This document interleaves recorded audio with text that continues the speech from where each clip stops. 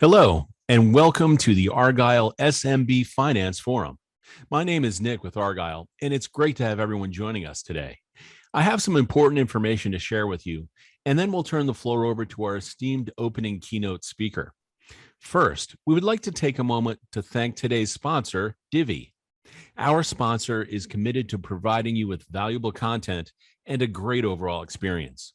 At any time during today's event, you can visit their virtual booths from the main agenda page, which include complimentary materials, information, and meet and greet opportunities. We also welcome you to stay socially connected during today's event. For those of you who are active tweeters, please use the hashtag ArgyleDigital and follow us on Twitter at ArgyleExecForum. Also, be sure to follow Argyle on LinkedIn for special announcements. I would like to take a moment to touch on our content neutrality policy, which we have curated based on the feedback we have received over the years from our members. We have worked closely with our speaking faculty to ensure that you receive a set of balanced and neutral viewpoints during the session today, and we appreciate our members' support of this policy. Finally, and most importantly, we want to hear from you. So during each session, we encourage you to submit your questions and comments in the Q&A box on your screen. Following each presentation, we have set aside time for our speakers to weigh in on your questions.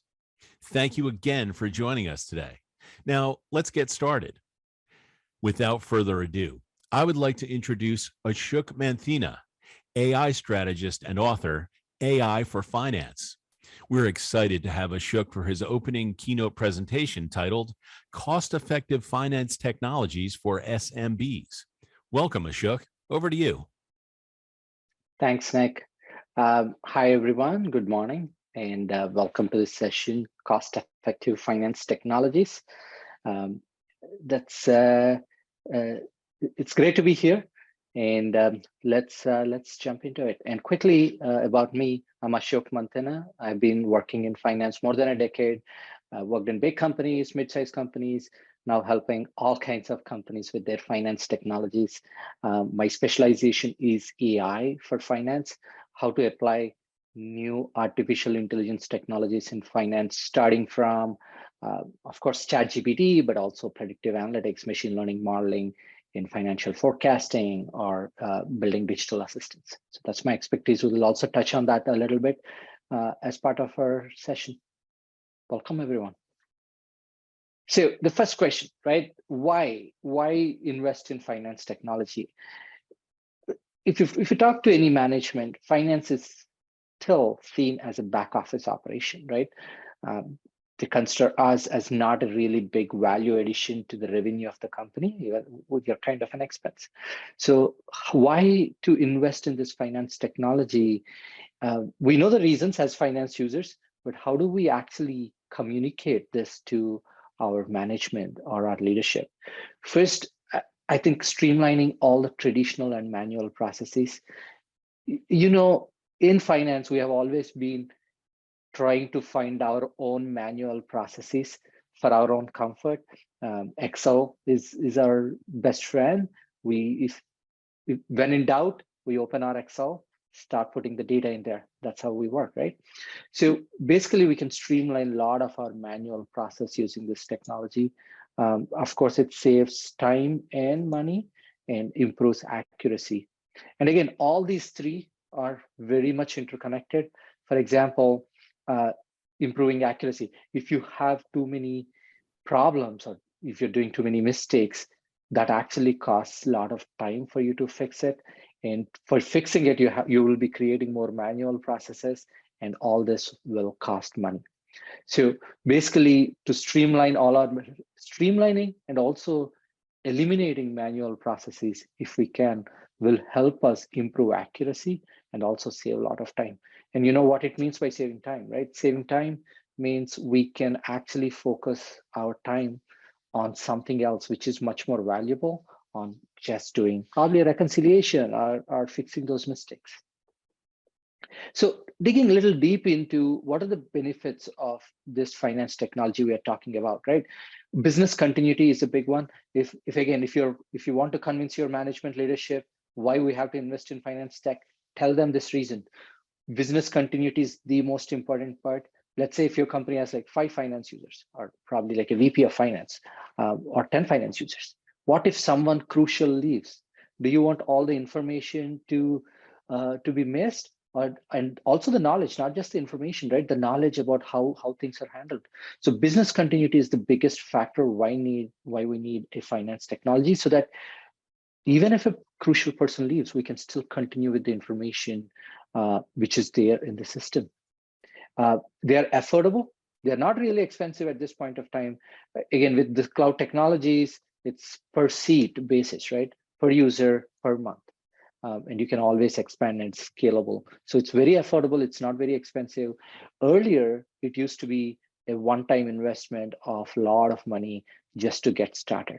I'm sure most of you have remembered those days where we have kickstarted accounting softwares, right? On-prem accounting softwares. We'll talk about it as well. Compliance is one big aspect of it.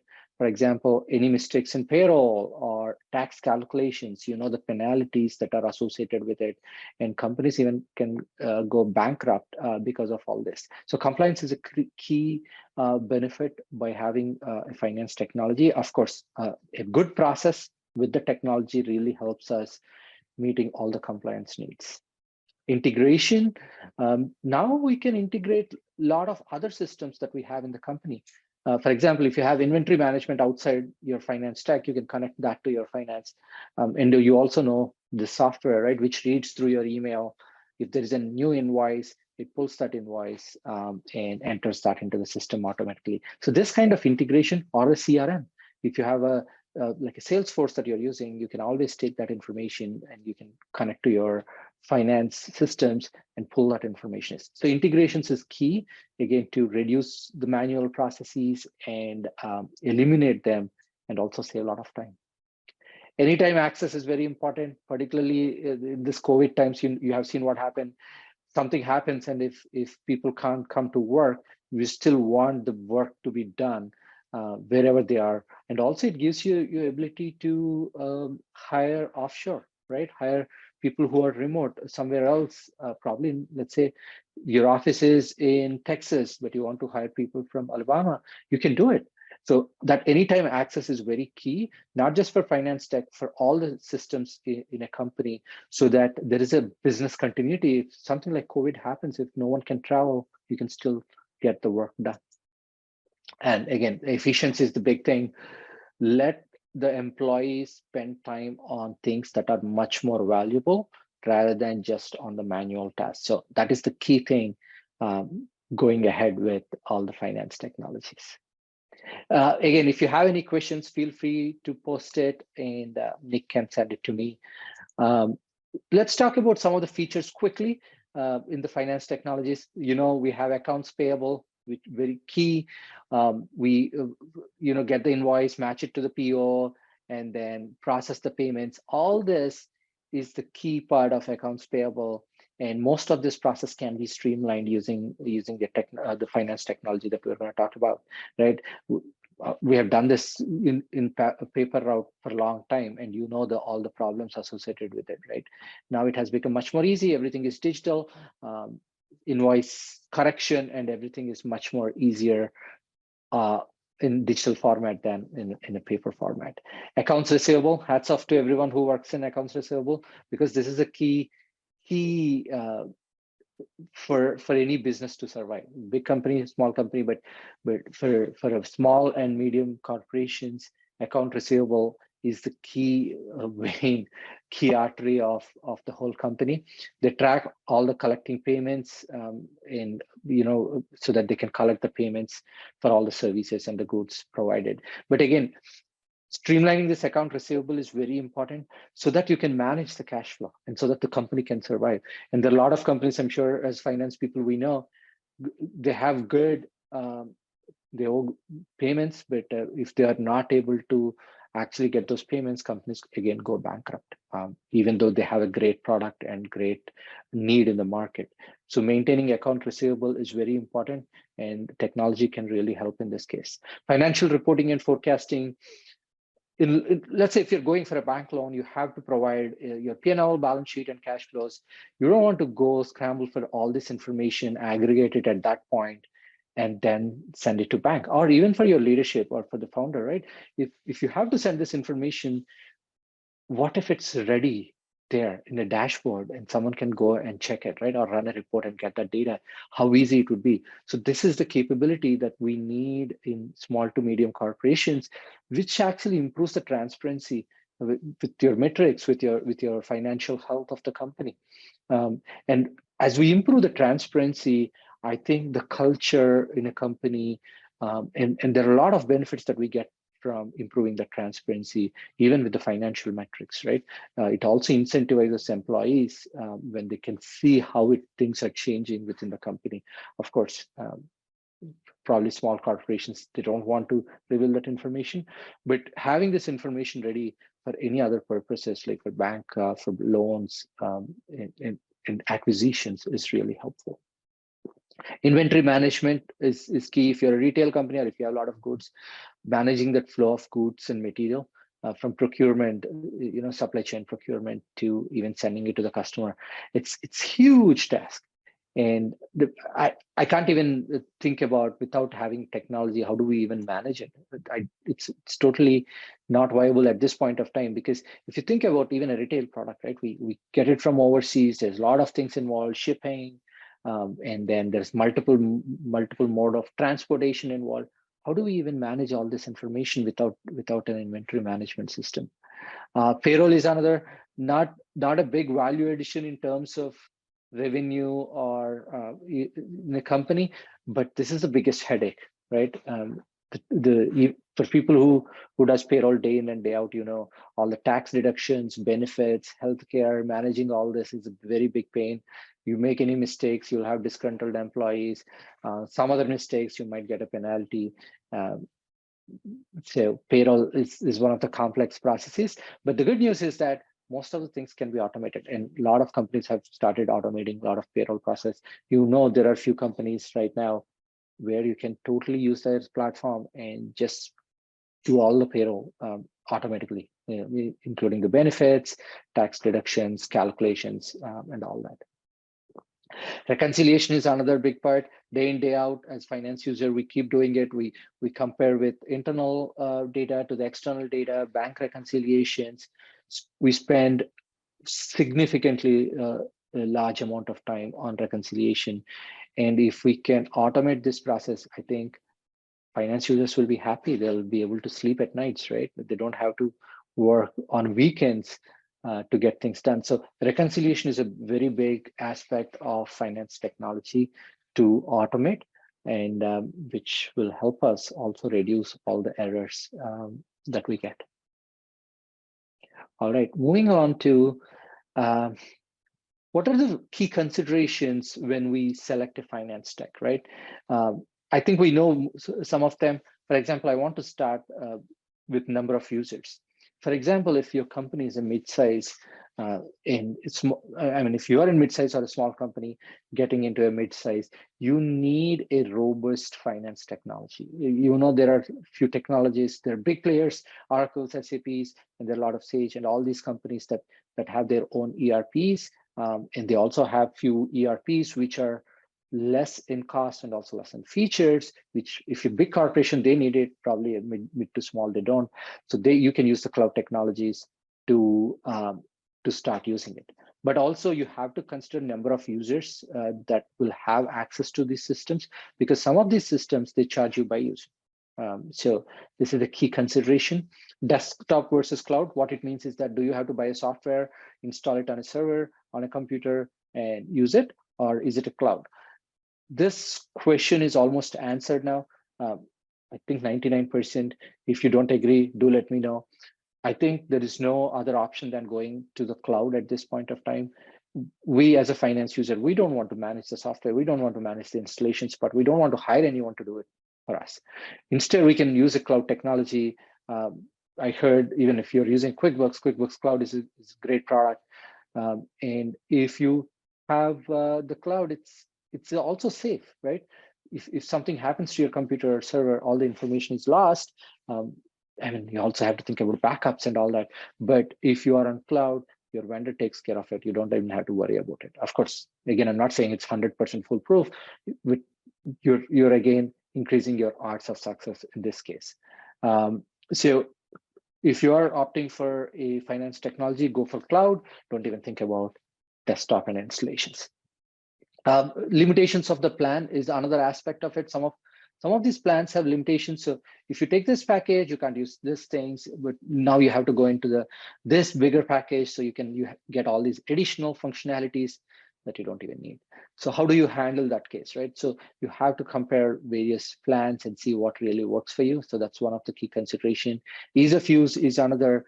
So there has been a rapid change that happened with user interface, user experience in all the softwares.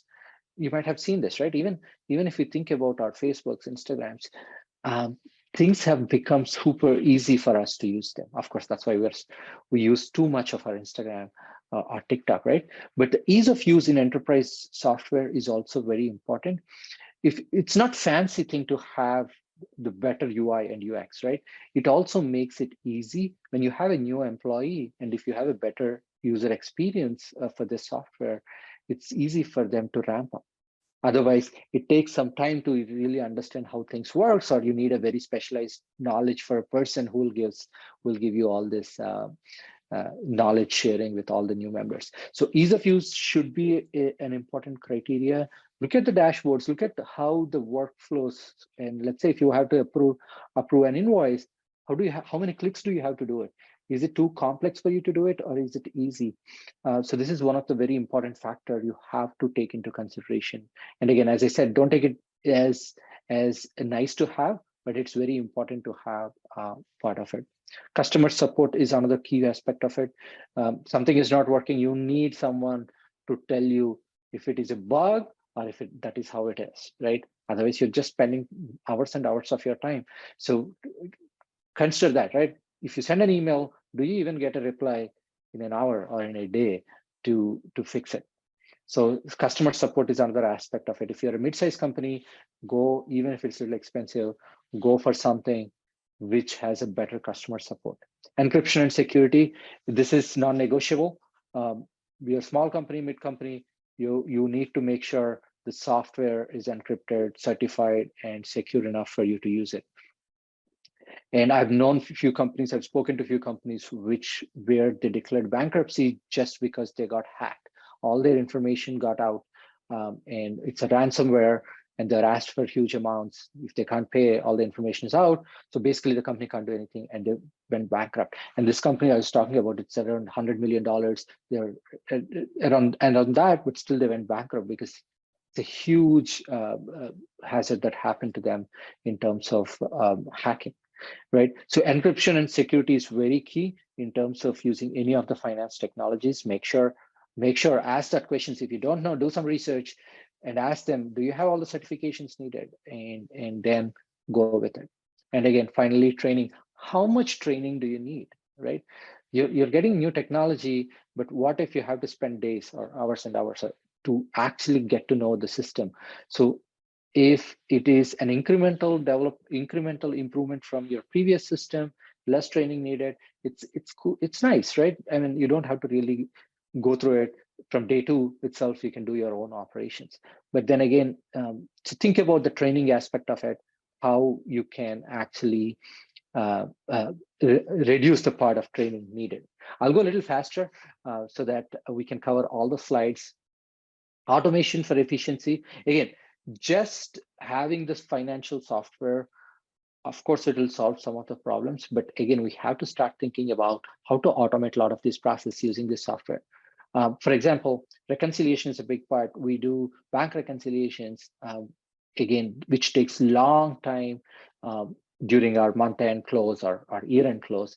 So how can we automate this process? Now, there are a few platforms where we can use to do this reconciliation, or you can also build some of the custom code, simple code to do this reconciliation process. It could be a Excel macro to start with, but then ensure if something can be automated, automate it. So that way you save a lot of time. AP and AR is another part. Again, as I mentioned, where you can get the invoice from your emails, enter into the system, match it with the PO, and then process payments. And you can automate this whole process end to end without human intervention. And if you can do it, you should do it, even if it costs you money. Hire few people, or if you can do it by yourself by learning, you have to do it, and saves a lot of time within your organization. Payroll processing is another. You don't have to actually deal with all the nitty gritties of payroll when the software can do it for you. So make sure you have that capability within the software that you're using, and try to automate this process. Again, I just want to mention, most of the softwares might not give you ability to automate it, but it's, again, you have to think through, how can I automate this process without, again, doing it manually, someone going in there and clicking it and getting things done.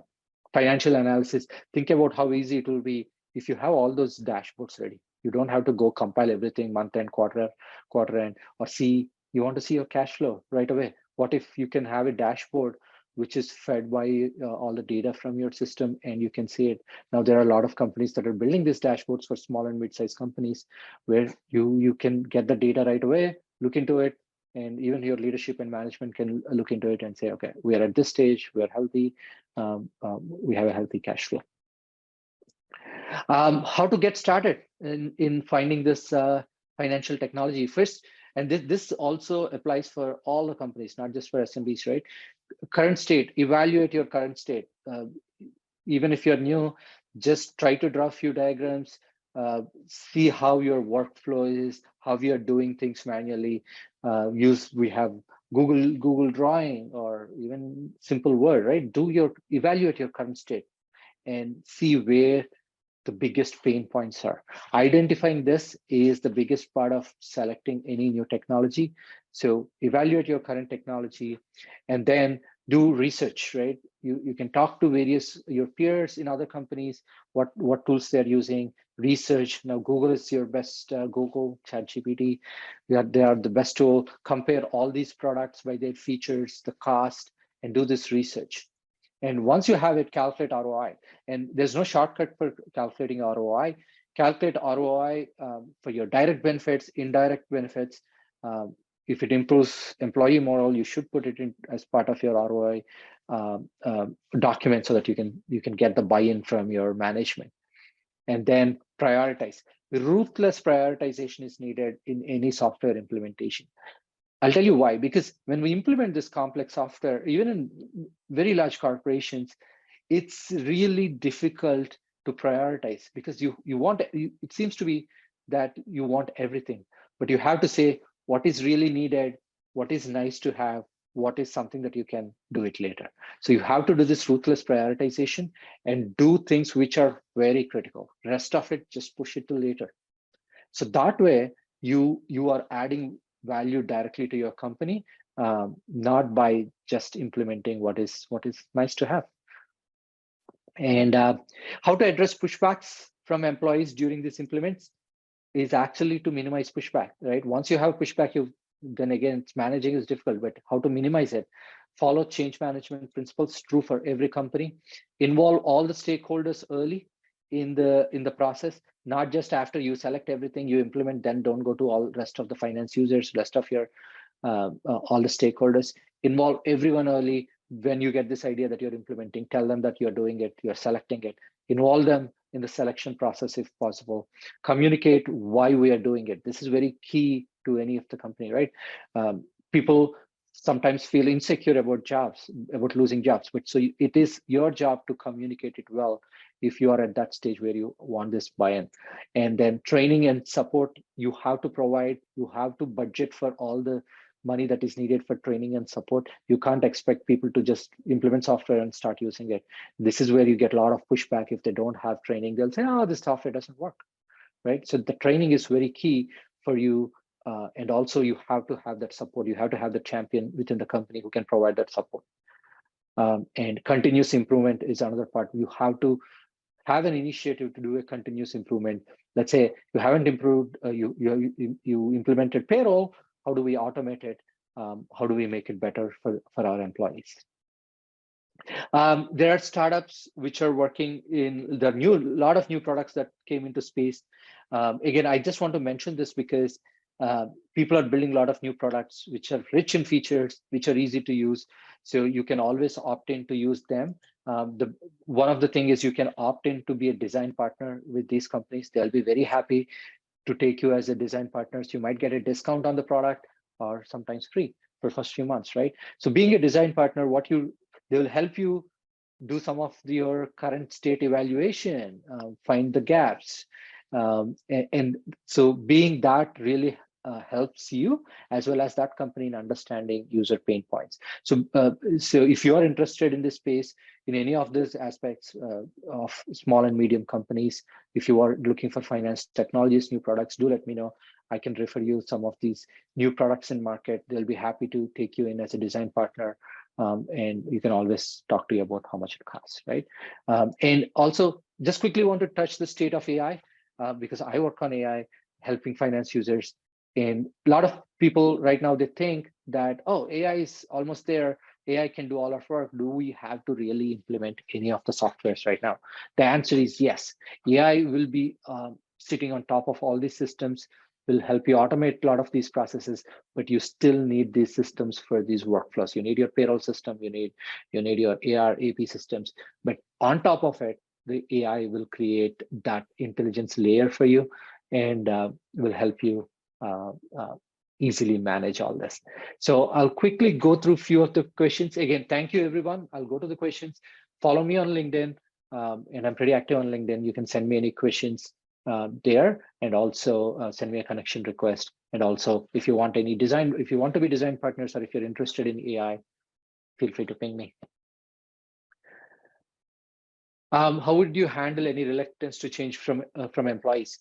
Again, big corporations have a team, a change management team to manage any change within the software, right?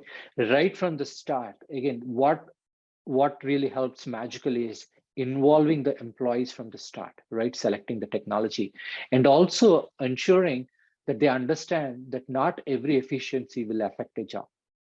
And you have to make sure there is, see, once we automate this process, you can actually do this other stuff. And this is what happened during our automation or accounting softwares when we implemented this, right? So getting that message right and giving it to the employees, even from the start, and involving them in let's say when you're implementing a new finance technology, involve them in testing it, right? That way they know what is coming and the reluctance will be a little less. That's one of the magical pill in change management process. And okay. Someone asked this question, is it worth investing in new tools or technologies if this will continue to evolve over time? What I've seen so far, the things will start evolving, right? It's like our TVs. You have seen our TVs. Once we buy TV sizes becomes bigger. We always want to buy a newer one, but they're still useful and there is still some life for them. But even with AI, we need this technology to use. There's always ROI for us to do it right away rather than implementing something 2 years after in a better technology. In most of these cloud softwares, they upgrade themselves every month or like every quarter. That way you get new features. Now you don't even have to upgrade or go to a different technology. The software itself keeps adding new features with new versions. So that's a really helpful going with cloud technologies. So someone asked which processes are most important to automate first. There is two things, right? Which are important to automate and also which are easy to automate. I think in terms of payroll is one thing where you should be able to automate with very less investment these days. There are a lot of softwares that helps you to automate. They're easy to automate. So, and it's also important, you can save some time and also reduce manual process. In terms of importance, I think AP and AR, if we can automate it, they're a little more complex than doing it, but we should be able to, we should even make an attempt to automate it. That way we save a lot of pain in going through these processes. I think we are on time. I'm not able to take other questions, but we'll be happy to answer. Send me through LinkedIn. I'll be happy to answer. Thanks, Nick. Great. Thank you, Ashok. Thanks that was an excellent keynote. Thanks again. And I also want to thank everyone else for joining us today. This session, along with all of today's content, will be available on demand following the event. Have a great day.